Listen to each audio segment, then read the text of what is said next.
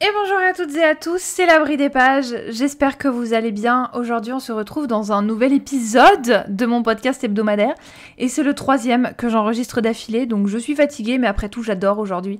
Je suis dans le mood, je suis dans l'énergie et comme l'épisode de la semaine précédente sur le fait de préserver son enfant intérieur, cet épisode sur suis-je hypersensible, c'est un épisode que je refais.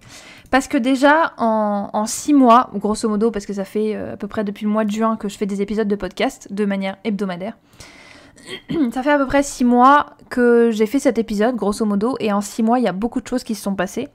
J'ai beaucoup évolué, et c'est pour ça qu'aujourd'hui, je voulais vous refaire un épisode actualisé. Alors, je vais pas faire ça tout le temps, mais c'est un épisode qui n'aura pas d'âge et qui n'aura pas de temps, dans le sens où vous pouvez le réécouter dans 1 an et demi, il n'y aura pas de problème. Cet épisode-là en particulier, parce que vous allez voir, j'utilise des... Je suis allée faire des recherches. Donc la question que je vous pose, c'est... Suis-je hypersensible ? C'est pas moi, Hortense, est-ce que je suis hypersensible ? C'est vous, est-ce que vous aussi, vous êtes hypersensible ? Déjà, je vais citer les 6 points qui font que... Attends, que j'écrive ça, parce que... Je note du coup en même temps combien de trucs je vais noter. Ouais, je fais toujours tout au dernier moment, il n'y a pas de souci. En fait, j'ai noté 6 points qui font que on peut savoir si oui ou non on est hypersensible. Donc c'est ça que je viens de noter parce qu'en général, je me rappelle pas des chiffres. Et j'ai vu que pour cliquer sur un titre, le fait d'avoir un chiffre, ça fait cliquer plus les gens. Voilà, donc c'est pour ça que je viens de le noter. Donc j'ai noté 6 points qui font que les traits de personnalité qui impliquent que vous soyez hypersensible, sachant qu'après il y aura un test. Donc l'hypersensibilité, ça implique forcément une sensibilité beaucoup plus élevée aux stimuli émotionnels, sensoriels et sociaux, et qui se manifeste de différentes façons. Donc les 6 signes les plus communs, on va dire ça comme ça, les 6 signes les plus communs d'hypersensibilité. Donc le premier, c'est le fait d'avoir des réactions émotionnelles intenses. On ressent, moi je dis on parce que je suis hypersensible, mais le test que je vais faire avec vous, je l'ai jamais fait encore. Je vous spoil un petit peu je vous tease surtout pour la suite de cet épisode. Je ressens les émotions de manière très profonde. Donc ça inclut des larmes possiblement devant des événements touchants, une forte empathie, une grande réaction aux critiques, enfin voilà. Mais l'exemple le plus parlant, c'est si vous voyez quelque chose de triste ou quelqu'un pleurer, est-ce que vous allez parler ou pas ? Pleurer. Est-ce que vous allez pleurer ou pas ? Est-ce que vous avez des réactions émotionnelles intenses ? Est-ce que vous allez ressentir les émotions de manière profonde ? Le deuxième point, c'est êtes-vous sensible aux stimuli sensoriels, comme les bruits forts, les lumières vives, les textures, les odeurs ? Est-ce que ça vous apporte de l'inconfort ou est-ce que ça vous apporte de la surstimulation ? Pour les hypersensibles, c'est le cas. Le troisième point, c'est avez-vous une très grande empathie ? Êtes-vous sensible aux émotions des autres ? Parfois au point d'être une éponge. Donc le fait de ressentir leurs émotions comme si ces émotions étaient les vôtres. C'est hyper fréquent d'hypersensibilité. Quatrième point, est-ce que vous avez besoin de temps pour vous ? Est-ce que vous avez besoin de vous retirer ou de passer du temps seul après avoir été dans des situations sociales, des réunions, des environnements intenses ? Moi je sais que quand je vois des gens, mais peu importe si c'est mes proches, ma famille ou pas, je m'en fous. J'ai besoin de me retirer et de passer du temps seul. J'ai besoin de prendre mes distances en fait. Parce que je suis comme ça. Parce que c'est intense en fait. Tout est intense. Le 5e point, avez-vous une grande imagination et une vie intérieure active ? Est-ce que vous appréciez l'art ? Est-ce que vous appréciez la musique ? Est-ce que vous appréciez des expériences émotionnelles profondes ? Est-ce que vous appréciez les débats ? Est-ce que vous arrivez à imaginer beaucoup de choses ? Vie intérieure riche, ça veut dire aussi que tout seul, vous vous ennuyez jamais, typiquement. Voilà. Et le 6e point, c'est est-ce que vous avez besoin, un grand besoin, parce que c'est assez hypersensible, c'est dans l'extrême, quoi. Est-ce que vous avez un très grand besoin d'harmonie ? Par contre, j'ai dit très, j'ai pas dit trop, c'est jamais trop. Avez-vous souvent un grand besoin d'harmonie ? Est-ce que les conflits ou les tensions sont particulièrement stressants pour vous ? Maintenant, si vous n'avez pas répondu oui à toutes les questions, il n'y a pas de souci, vous inquiétez pas. Si vous vous êtes reconnu dans minimum l'un d'eux, c'est encore mieux. Enfin, je veux dire, voilà, ça parle plus de lui-même, quoi. Maintenant, on va passer à un test qui s'appelle le... alors, ça s'appelle comment déjà? The Highly Sensitive Person.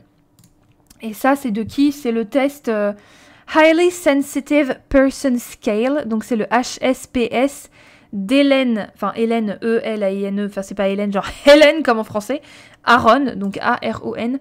Et en fait, j'ai trouvé ça sur le HS Person. HS, ouais, HS, c'est sûr.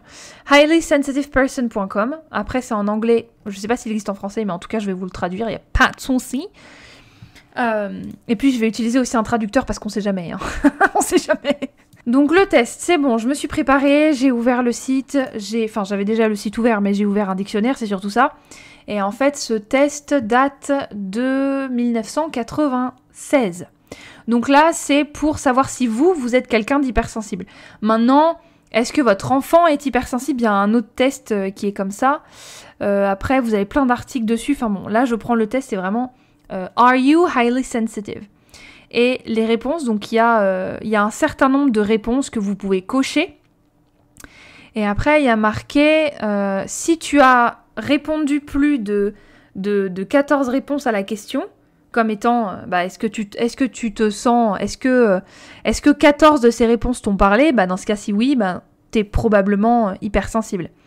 Après, il n'y a aucun test qui est accurate dans le sens où il n'y a pas une vérité, tu vois.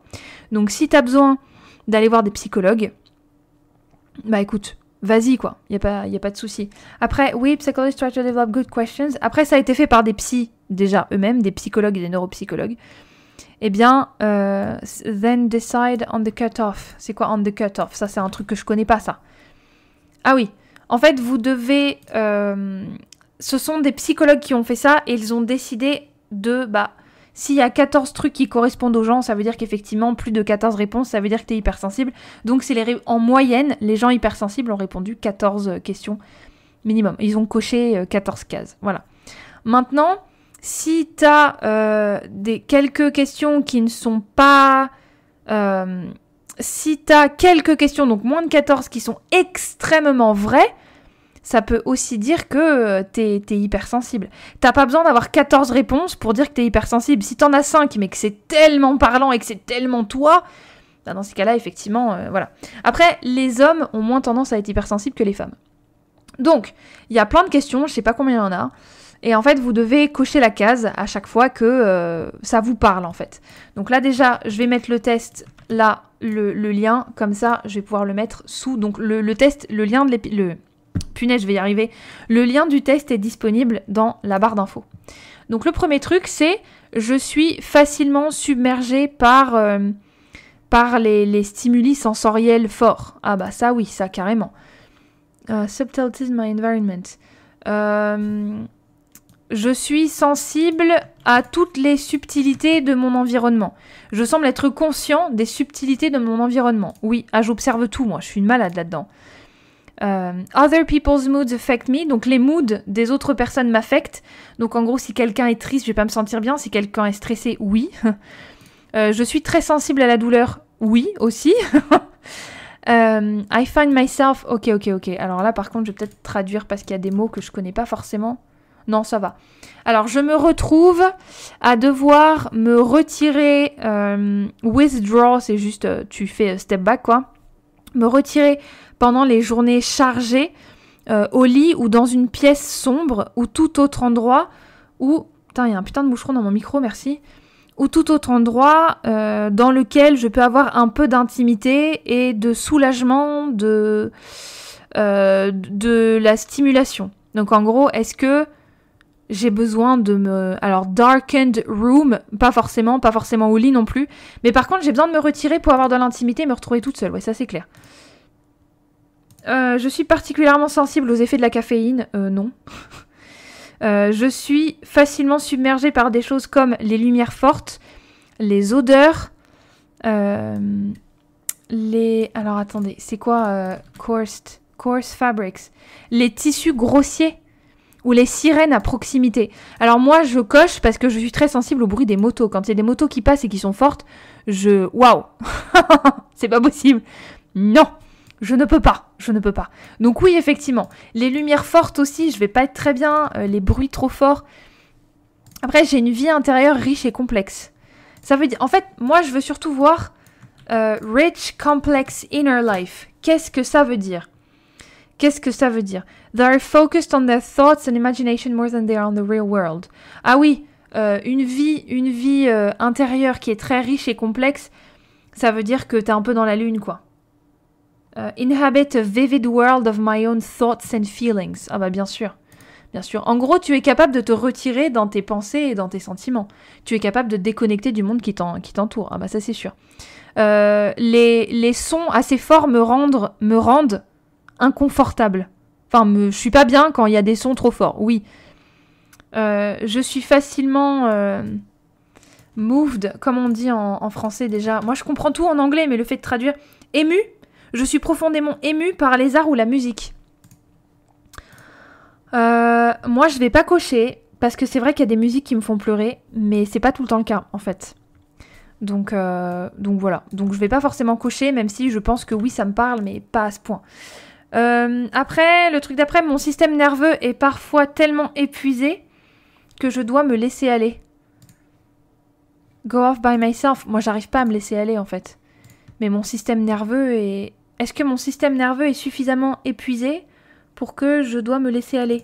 Ouais, je pense, ouais. Je suis conscient. Conscientious, c'est conscient, c'est ça, on est d'accord, hein?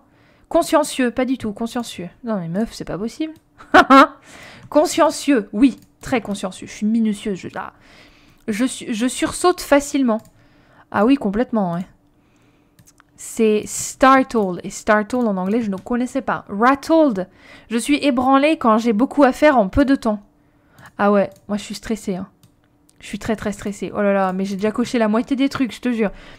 Ensuite, le truc d'après, lorsque les gens sont mal à l'aise dans un environnement physique, j'ai tendance à savoir ce qu'il faut faire pour les rendre plus confortables, quoi, comme changer l'éclairage ou les sièges.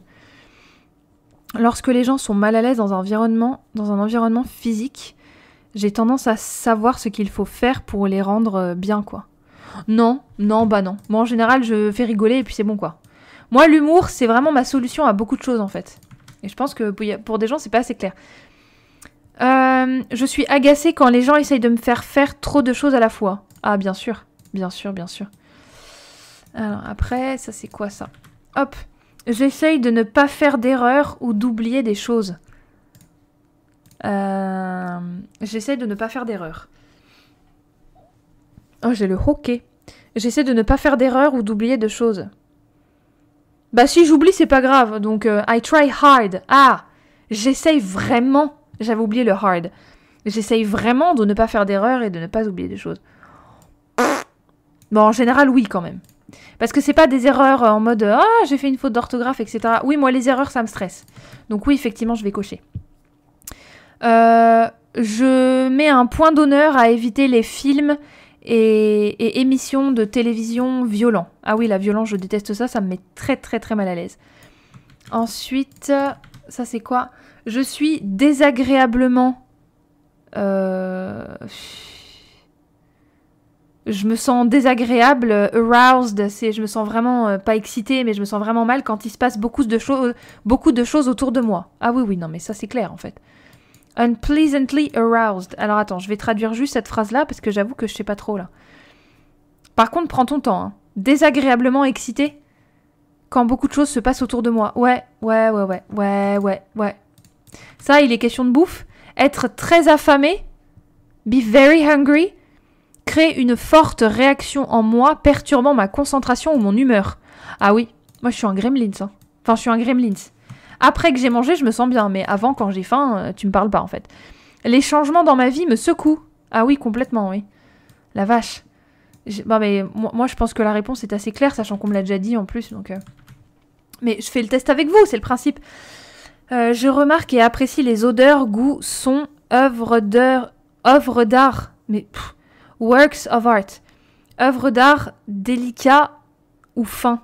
Ouais, je remarque et j'apprécie ce genre de choses, ouais, bien sûr. J'ai un pif surdéveloppé. Voilà. Ensuite, je trouve qu'il est désagréable d'avoir beaucoup de choses qui se passent en même temps. Non, ça va. Beaucoup de mouvements autour de moi, mais beaucoup de choses qui se passent en même temps. C'est pas désagréable, ça me saoule en fait. Bah, je vais quand même cocher. J'ai quand même coché. Je fais de l'organisation de ma vie une priorité absolue pour éviter les situations bouleversantes et écrasantes et énervantes, quoi. Ah ouais, non mais bah vraiment. Vraiment. Ensuite, la phrase d'après, moi j'ai tout coché pour l'instant. Je suis gênée par des stimuli intenses, comme des bruits forts ou des scènes chaotiques. Ouais. Ah oui, moi je peux pas. Par exemple, dans les films, les gens qui ne ferment pas les portes, c'est horrible. Mais vraiment horrible. Lorsque je dois concourir, donc compete, quoi, faire une compétition, quoi, ou être observé pendant l'exécution d'une tâche, je deviens tellement nerveux ou tremblant que je fais bien pire que ce que je ferais autrement. Ouais. Ah mais bien sûr. Oh, j'ai tout coché. Quand j'étais enfant, mes parents ou mes professeurs semblaient me voir comme sensible ou timide. J'ai toujours été réservée, encore aujourd'hui, mais timide, oui, sensible.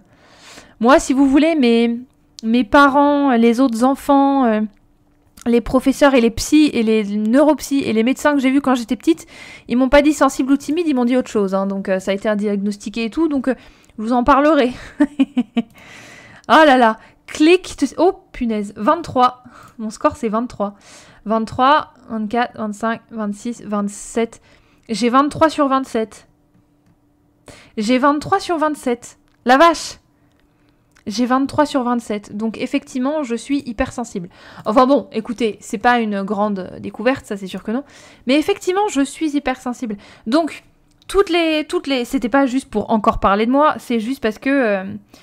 je vous traduis les phrases. Donc si vous voulez faire le test en même temps que moi pour que je vous le traduise, du coup, n'hésitez pas à le faire parce que je vous traduis toutes les phrases. Après, le site que j'ai utilisé de temps en temps, parce qu'il y avait des phrases où j'arrivais à comprendre toute seule sans traducteur, j'ai utilisé Reverso. Et Reverso, c'est très pratique pour avoir des traductions un petit peu instantanées, et puis des traductions pas si mauvaises que ça en plus de ça, donc voilà.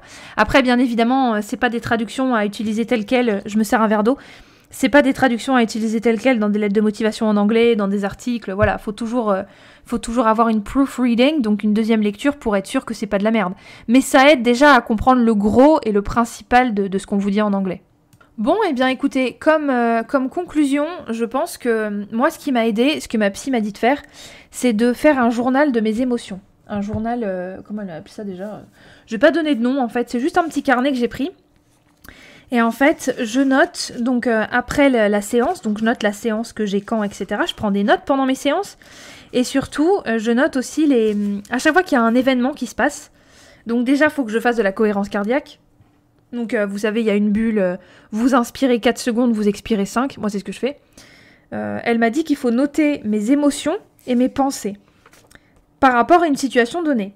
Donc en fait, ma psy, elle m'a dit un truc qui est pas mal du tout. C'est un cercle, en fait. Un cercle, tout simplement. Donc vous avez la situation. Cette situation va générer des pensées. Ces pensées vont générer des émotions et des émotions physiques aussi. Hein, c'est pas seulement mental, ça peut être physique. Et ces émotions vont générer un comportement pour régler la situation. Et du coup, la flèche, elle retourne vers situation. Donc ça fait un cercle infini, en fait. Et en fait, la psy m'a dit que c'était bien de noter les pensées et les émotions et de faire un journal de ça. Et comme ça, effectivement, ça me permettait aussi de gérer mes émotions, parce que moi, c'est mon problème. C'est pour ça que j'ai consulté, du coup. Parce que moi, j'ai du mal à savoir quand est-ce que, là, je vais péter un câble et je vais dire des choses qu'il faudrait pas que je dise, ou je vais faire sortir des émotions qu'il faudrait que je taise, ou que je gère mieux, etc., etc. Bon, j'ai du cut parce que le distributeur automatique de mes chats s'est mis en route et ça fait un barouf pas possible dans la baraque, donc voilà. Et le fait de tenir ce journal, émotions, réactions, pensées, etc., face à des événements, à des environnements, etc., ça vous aide à identifier ce qui est essentiel pour vous pour mieux gérer cette sensibilité-là. Après, le test, effectivement, je pense que maintenant que j'ai vu qu'il y avait ça en faisant mes recherches pour préparer l'épisode, même si j'enregistre tous mes épisodes à la suite aujourd'hui, je fais des recherches entre-temps pour faire une pause, pour calmer ma voix, ne serait-ce que quelques minutes, quoi. Et c'est vrai que je pense qu'il y a pas mal d'articles qui seraient bien de lire parce que ça peut donner des indications plus concrètes, en fait, sur plein de choses. Maintenant, si vous vous reconnaissez déjà dans les 6 points que j'ai cités, Et dans le test, cela... Enfin, moi je pense, en tout cas c'est mon avis, hein, que vous pouvez transformer cette hypersensibilité en grande force parce qu'une fois que vous apprenez à reconnaître et à gérer votre hypersensibilité, vos réactions, vos émotions, vos pensées, etc., vous allez être muni d'une force incroyable. Mais incroyable. Attendez, je note ça parce que là... En fait, là, ce que je viens de noter, je vous le dis parce que moi, je suis hypersensible là-dessus aussi, mais je vois beaucoup d'heures miroirs. Et à chaque fois que je vois une heure miroir, eh ben, je note en fait. Donc là, 17h17, bah, j'ai noté. Voilà. C'est la petite anecdote, n'est-ce pas? Très inutile, mais c'est pas très grave. Voilà, j'adore noter ce genre de choses qui peuvent paraître inutiles pour beaucoup, mais moi ça ne l'est pas. Voilà. Donc maintenant, si cet épisode vous a plu, n'hésitez pas à commenter, à m'envoyer des messages, à m'envoyer des mails. Je réponds à tout le monde et surtout j'adore ça en fait. Moi j'adore papoter, j'adore faire connaissance. J'ai pu avoir la chance du coup de faire connaissance avec certains d'entre vous. J'ai découvert des perles en fait. Je suis tellement heureuse de ça, c'est incroyable. Donc merci à vous parce que vous êtes formidables, vous êtes des diamants. Mais vraiment, vous êtes des diamants. Mais des diamants bruts. Parce que des diamants polis, c'est des diamants, vous savez, où vous autorisez pas les émotions, où vous essayez de contrôler un maximum de choses, gna gna gna gna gna. Là, c'est pas contrôler le journal d'émotions, c'est anticiper. C'est pas la même chose. Donc, diamant brut, c'est encore plus beau. Voilà. C'est humain, quoi. C'est encore plus joli. Parce qu'un diamant brut, c'est complexe. C'est pas tout poli, tout beau, tout machin. Ça s'appelle un robot, en fait. Donc, ou un diamant à mettre sur une bague aussi. Oui, c'est vrai. Donc n'hésitez pas à liker, à vous abonner, à commenter et à partager et à me suivre sur Instagram. Et en attendant le prochain épisode, portez-vous bien!